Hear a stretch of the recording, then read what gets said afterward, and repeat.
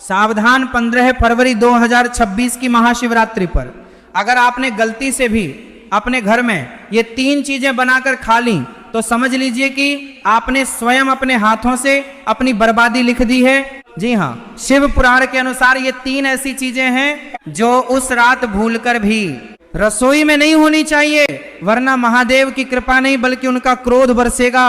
आज मैं आपको बताऊंगा कि कैसे ये मामूली दिखने वाली सब्जियां आपके हंसते खेलते परिवार को सड़क पर ला सकती हैं। इसलिए वीडियो को शुरू से अंत तक ध्यान से देखिएगा, क्योंकि सवाल आपके घर की सुख शांति का है।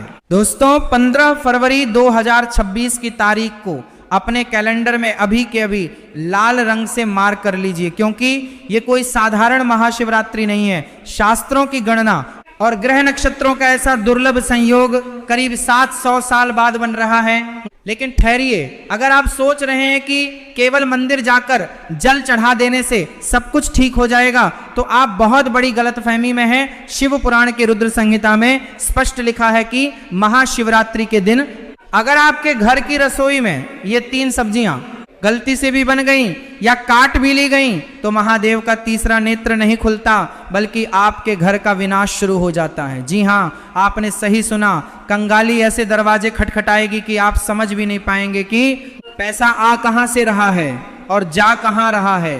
आज के इस वीडियो में मैं आपको उन 3 अभिशप्त सब्जियों के बारे में बताने जा रहा हूं जो इस महाशिवरात्रि पर जहर के समान हैं। और सुनिए, जो तीसरी सब्जी है ना, वह तो हर भारतीय घर में रोज बनती है और वही आपकी सबसे बड़ी भूल साबित हो सकती है।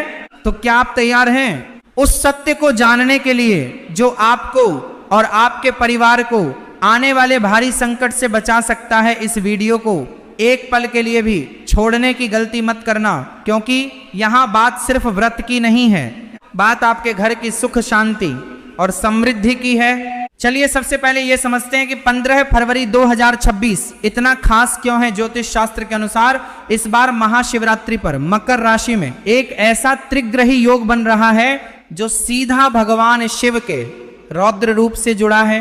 जब भी ऐसा योग बनता है तो पृथ्वी पर नकारात्मक और सकारात्मक दोनों ऊर्जाएं अपने चरम पर होती हैं। ऐसे समय में हम जो खाते हैं वह सीधा हमारे मन और भाग्य पर असर डालता है। भोजन केवल पेट भरने का साधन नहीं है, बल्कि यह ऊर्जा का स्रोत है। जैसा खाए अन्न वैसा होए मन, ये कहावत तो आपने सुनी होगी, लेकिन महाशिवरात्रि के दिन ये कहावत एक नियम बन जाती है।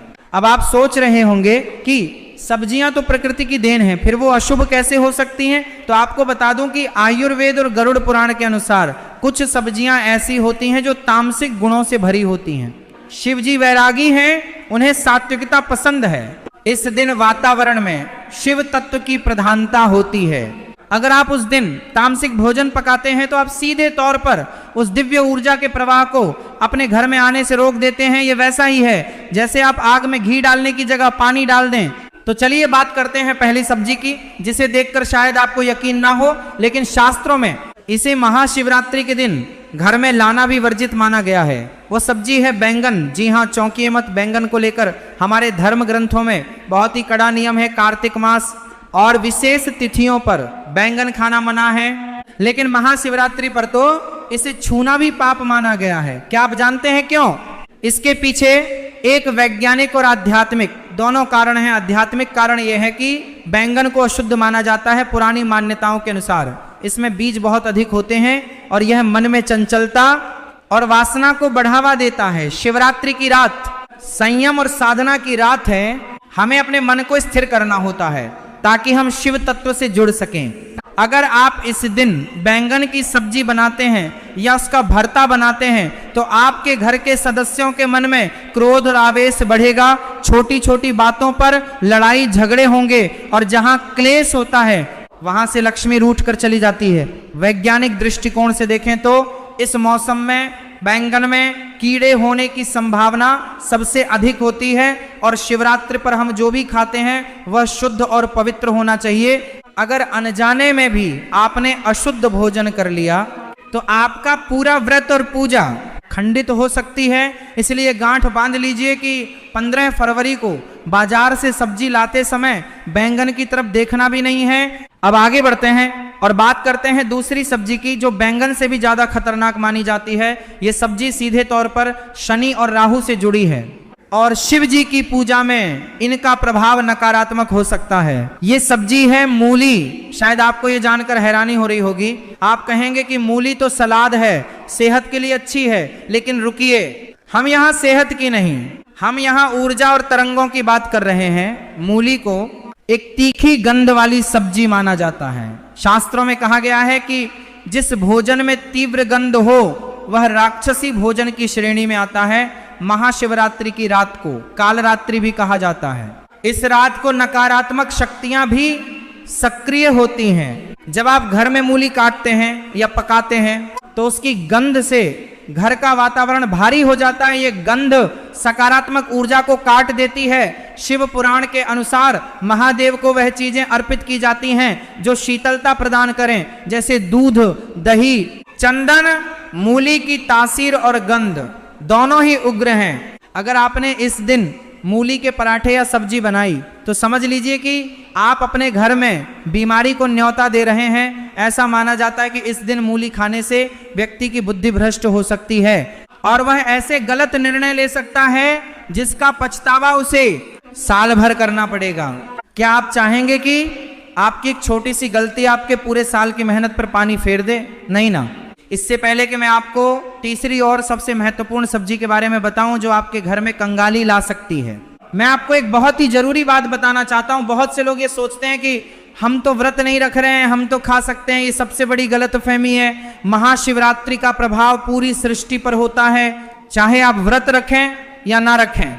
अगर आप उस दिन घर में रसोई जला रहे हैं तो नियमों का पालन करना पूरे परिवार के लिए अनिवार्य है। घर का एक सदस्य भी अगर नियम तोड़ता है तो उसका दोष पूरे परिवार को लगता है। अब समय आ गया है उस तीसरी सब्जी के बारे में जानने का जिसके बिना शायद आपका खाना अधूरा लगता है। लेकिन महाशिवरात्रि के दिन ये सब्जी नहीं बल्कि साक्षात दरिद्रता है और वह प्याज और लहसुन। आप कहेंगे कि ये तो हमें पता है, लेकिन रुकिए, इसमें एक गहरा रहस्य है जो आपको नहीं पता। लोग अक्सर सोचते हैं कि सिर्फ व्रत वाले को प्याज लहसुन नहीं खाना चाहिए, लेकिन शास्त्रों में लिखा है कि शिवरात्रि के दिन इन चीजों का घर में होना भी अशुभ है। प्याज और लहसुन की उत्पत्ति की कथा समुद्र मंथन से जुड़ी है। जब राहु का सिर काटा गया था तो उसके रक्त की बूंदें धरती पर गिरी थीं, जिनसे प्याज और लहसुन की उत्पत्ति हुई। इसलिए इनमें रोग तो ठीक करने के गुण हैं, लेकिन इनका स्वभाव राक्षसी है। महाशिवरात्रि पर ग्रहों की स्थिति ऐसी होती है कि हमारा शरीर ब्रह्मांडीय ऊर्जा को ग्रहण करने के लिए एक रिसीवर की तरह काम करता है।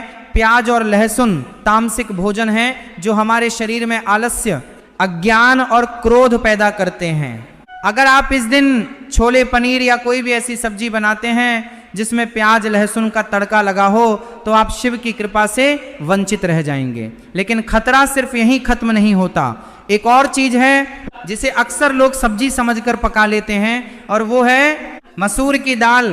हालांकि यह दाल है लेकिन इसे सब्जी की तरह ही भोजन में गिना जाता है। शिव पुराण में मसूर की दाल को गौ रक्त के समान माना गया है। इस दिन मसूर की दाल बनाना या खाना महापाप है।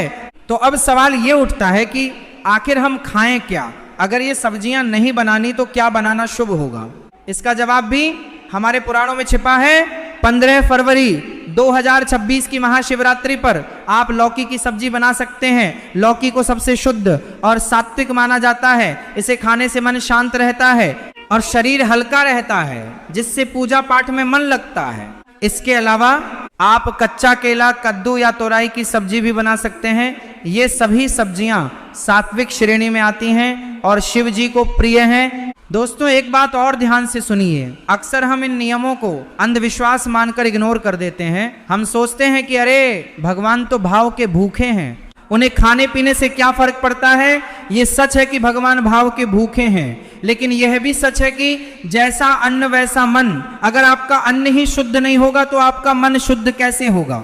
और अशुद्ध मन से की गई पूजा कभी फलित नहीं होती। 15 फरवरी का दिन एक ऐसा मौका है जब आप अपने पुराने पापों को धोकर एक नई शुरुआत कर सकते हैं। उस दिन ब्रह्मांड का द्वार खुला होता है। अगर आप थोड़ा सा संयम बरत लेंगे, अपनी जीभ पर थोड़ा सा काबू रख लेंगे, तो महादेव आपकी झोली खुशियों से भर देंगे। कल्पना कीजिए उस रात की जब पूरा संसार शिव की भक्ति में लीन होगा, मंदिरों में घंटियां बज रही होंगी, हवा में अगरबत्ती की सुगंध होगी और आपके घर में भी सात्विक भोजन की खुशबू आ रही होगी। जब आप शुद्ध मन और शुद्ध शरीर से महादेव के सामने हाथ जोड़ेंगे तो वह ऊर्जा सीधे आपके भीतर प्रवेश करेगी। आपको महसूस होगा कि कोई शक्ति है जो आपकी रक्षा कर रही है। लेकिन जरा सोचिए, अगर उसी समय आपके घर में प्याज लहसुन की गंध आ रही हो या बैंगन पक रहा हो तो वह सात्विकता खंडित हो जाएगी।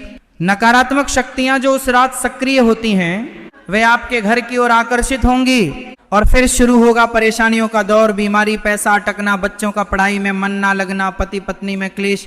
ये सब उसी नकारात्मक ऊर्जा का परिणाम होता है। इसलिए मेरी आपसे हाथ जोड़कर विनती है कि 15 फरवरी 2026 को एक प्रयोग के तौर पर ही सही, लेकिन इन नियमों का पालन जरूर करें। अपने घर की महिलाओं को, माताओं को, बहनों को पहले ही बता दें कि इस दिन बाजार से बैंगन, मूली, प्याज, लहसुन और मसूर की दाल बिल्कुल ना खरीदें, बल्कि एक दिन पहले ही रसोई की सफाई कर लें। गंगा जल छिड़क कर रसोई को पवित्र करें, क्योंकि रसोई घर का मुख्य केंद्र होता है। अगर रसोई शुद्ध है तो पूरा घर शुद्ध है। इस वीडियो को बनाने का मेरा उद्देश्य आपको डराना नहीं है, बल्कि आपको जागरूक करना है। हमारे जिच्छी मुनियों ने जो नियम बनाए हैं उनके पीछे गहरा विज्ञान है। वे जानते थे कि ग्रहों की चाल का हमारे शरीर और मन पर क्या असर होता है। वे जानते थे कि किस दिन कौन सा भोजन हमारे लिए विष बन सकता है और कौन सा अमृत। आज का आधुनिक विज्ञान भी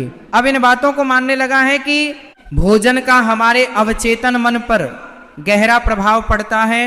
तो क्या आप वादा करते हैं कि इस महाशिवरात्रि आप इन 3 सब्जियों को अपने घर में नहीं घुसने देंगे? कमेंट में हर हर महादेव लिखकर अपनी हाजिरी जरूर लगाएं। और हाँ, एक और गुप्त बात जो बहुत कम लोग जानते हैं, महाशिवरात्रि के दिन नमक का प्रयोग भी कम से कम करना चाहिए। अगर हो सके तो सेंधा नमक का ही प्रयोग करें, साधारण नमक का त्याग करें। इससे आपके शरीर में जल का संतुलन बना रहेगा और आप साधना में अधिक समय तक बैठ पाएंगे। याद रखिए, 15 फरवरी 2026 का दिन आपकी किस्मत बदल सकता है। बस जरूरत है तो थोड़ी सी सावधानी और श्रद्धा की। शिव जी बहुत भोले हैं, वह एक लोटा जल से भी प्रसन्न हो जाते हैं, लेकिन वह रुद्र भी हैं। अगर हम जानबूझकर नियमों का उल्लंघन करते हैं तो हमें उनके क्रोध का भी सामना करना पड़ सकता है। कंगाली और दरिद्रता को न्योता मत दीजिए, अपने घर को मंदिर बनाइए, सात्विक भोजन पकाइए और फिर देखिए कि कैसे महादेव की कृपा आपके पूरे परिवार पर बरसती है। जाते जाते एक बार फिर दोहरा दूं, बैंगन नहीं, मूली नहीं, प्याज लहसुन नहीं, इन 3 दुश्मनों को उस दिन अपनी थाली से दूर रखें। और अगर आप चाहते हैं कि मैं महाशिवरात्रि की सही पूजा विधि और शुभ मुहूर्त पर भी एक विस्तृत वीडियो बनाऊं तो नीचे कमेंट करके जरूर बताएं। मैं कोशिश करूंगा कि आपके लिए वो जानकारी भी जल्द से जल्द लेकर आऊं। अंत में बस इतना ही कहूंगा कि विश्वास ही फलदायक होता है। अगर आप विश्वास के साथ इस नियम का पालन करेंगे तो आपको परिणाम जरूर दिखेगा, और अगर मन में शंका रखकर करेंगे तो अमृत भी विष बन जाएगा। महादेव आप सभी की रक्षा करें, आपके घर के भंडार हमेशा भरे रहें। आप सभी को महाशिवरात्रि की अग्रिम शुभकामनाएं। इस जानकारी को अपने तक सीमित मत रखिएगा, अपने दोस्तों, रिश्तेदारों और परिवार के व्हाट्सएप ग्रुप में इसे अभी शेयर कर दीजिए। क्या पता आपके एक शेयर से किसी के घर में अनजाने में होने वाला पाप रुक जाए और उसका पुण्य आपको ही मिलेगा, क्योंकि अच्छी बात फैलाना भी एक तरह की शिव सेवा ही है।